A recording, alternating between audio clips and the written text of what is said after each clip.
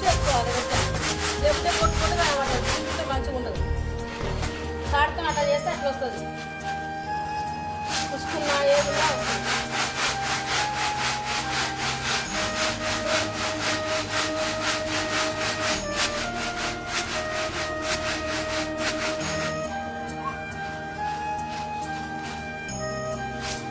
జొన్న రొట్టెలు చేసుకుంటాం. ఇస్తే చెండ పోసుకొని ఇట్లా వేసి పెట్టుకొని జొన్న రొట్టెలు తింటేనే మంచిది.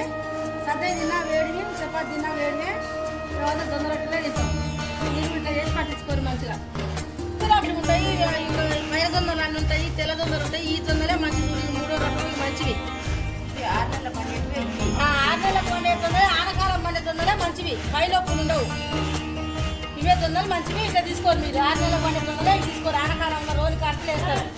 రోజు కాదంటే జూన్ పిల్లలు స్కూల్ తీసినప్పుడు వస్తాయి. అప్పుడు వేస్తే సంక్రాంతి అప్పుడు వస్తే జొన్నలు. 3 నెలలకు పండే జొన్నలు, ఎండాకాలం పండే జొన్నలు మంచిగా. ఈ జొన్నలే